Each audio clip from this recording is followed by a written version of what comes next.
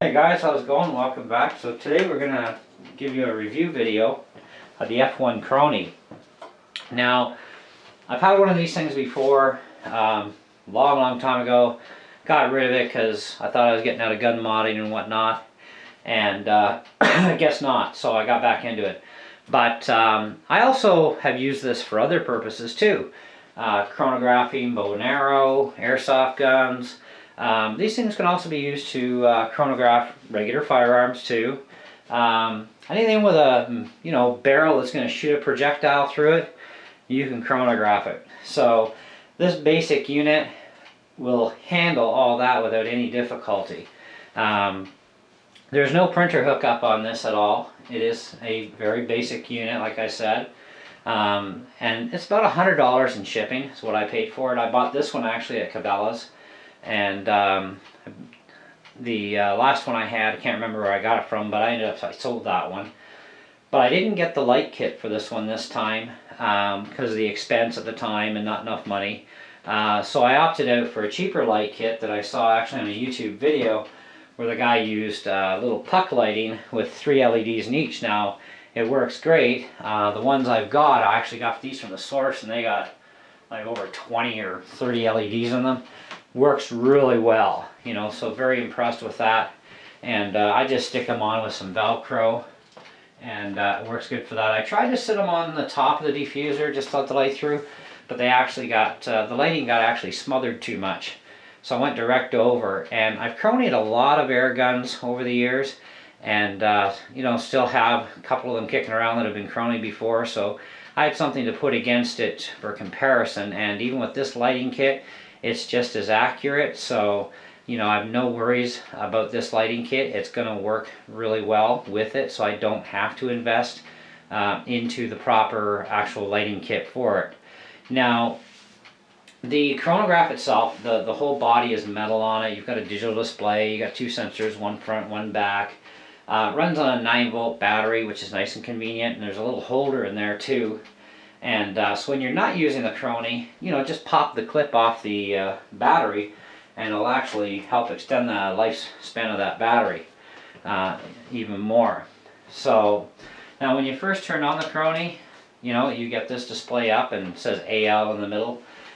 Means the unit's ready to go. Now if you do get an error, it will tell you. Sensor 1 is on the front, sensor 2 of course is on the rear. You also have this notch at the back, and I actually use that notch as kind of like a sight in a way, so I can center my gun or whatever I'm shooting through as best I can, center it using that.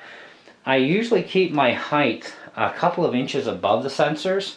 Usually about this area I find is a nice little sweet spot just below the brass couplers. Okay, that's a really nice spot for shooting through, because the higher up you go, it can misread, but it can also give you slower readings than what your item is actually running at. So you want to be close to the sensors, but you don't want to be right on top of them. And depending on what you're shooting through, it depends on how far away you actually need to be. For an example, this is a stock Crosman 2240, well, sort of stock. It actually has a jacked up hammer spring in it, and I got this thing running at 453 feet per second. Now with this gun, because there's going to be a lot of wasted gas with a stock barrel, I want to stand back about a foot away, and that notch that's on the back is what I initially bring the gun down to that notch with the front sight, and then I lift up to where I need to be, and then I'll shoot. This way I know I'm not going to shoot either one of the sensors or the Chrony. With a bow and arrow, of course, you want to be a little bit further distance away, because that arrow needs to be able to launch off your barrel and get its speed maximized. So you need to be further away from the chronograph when you're going to Chrony a bow and arrow. Paintball guns would be very similar to a CO2 gun. Springer guns, you can be closer. Pump-up guns, you can be a little closer. I've not shot a regular firearm through one myself, so I don't know as far as distancing goes with that. And of course airsoft, you can be up pretty darn close to it as well, as far as how close you are this way, okay? There is a hook up on the side for like a reset type button. I don't even bother with it. And to me it was a waste, to try and put that on as an accessory. Some guys have done some other mods using that jack for stuff, and I couldn't be bothered. I just needed something to, chronograph the speeds of the stuff I'm shooting, because I need to know how fast they're running, especially when I'm modifying pellet guns. I want to get them as close as I can to that max limit of 500 feet per second, so I don't go over.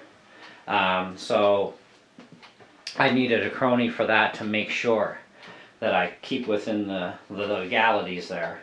And this one fits the bill, for $100 in shipping. It's a great little investment. Get yourself a decent battery like an Energizer or Duracell, something that's good because you want a proper strong battery, so that everything works optimally. If you're going to run indoors, lighting kit definitely. Outdoors, you don't need the lighting kit.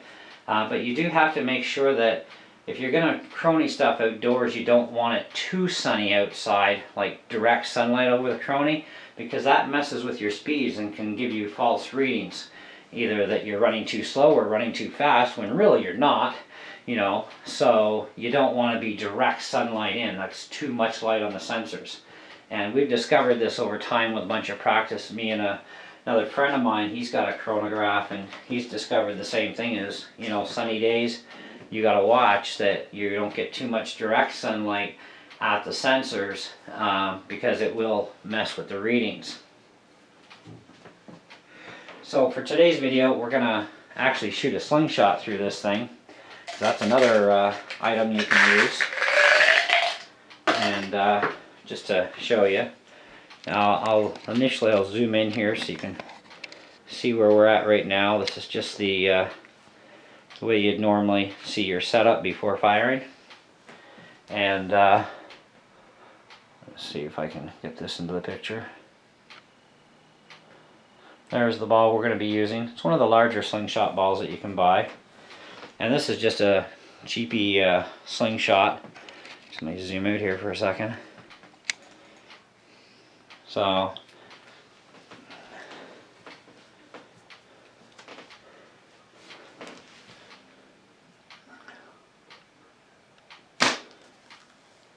we got an error on that one.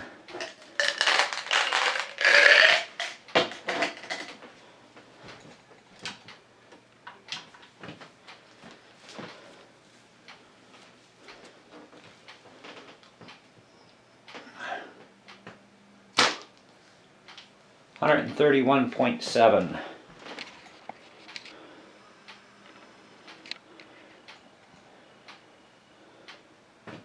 So that's not bad, and I didn't pull it back all the way. So now I do have videos where you can see that I've Chronied other guns, but I just want to make this as part of the video just to show you, the operation of it. But hey, if you're looking for a Chrony, you want something basic, affordable, and real too simple to use, good little setup. Now the tripod it's sitting on, I paid about $30 on sale at the source for the tripod, and it's actually got a pretty good heavy duty neck on it, so it's decent, and I've had no issues with the Chrony being on this. So I just leave the Chrony bolted to it, collapse the legs down, and store it in the corner with the Chrony always set up. So if I need the Chrony, pick it up and go, and no big deal there for me. But it works. So you're talking $100 for a Chrony. The lights cost me about $5 a piece. I got those at the source, so there's $10 there in tax, and $30 for the tripod on sale. So what are we talking? $130, $140 tax. Shipping on the Chrony I think was about $10. Now, so maybe about $150 a day, all together. And you're set up and ready to rock, and whatever you can fire through that sucker, you can Chrony it. Hey, if you got a Nerf gun, you can shoot Nerfs through the darn thing and see how fast your Nerf guns are going. You know what I mean? So very practical, very easy, very inexpensive overall. And if you are into modifying pellet guns, then this is definitely a must-have, you know, to keep you within the legal restriction speeds that you have to follow for, you know, PAL versus non-PAL if you're in Canada. If you're in the US, with pellet guns it doesn't matter, but at least you'll want to know how fast your guns are running, right? You know, type of thing.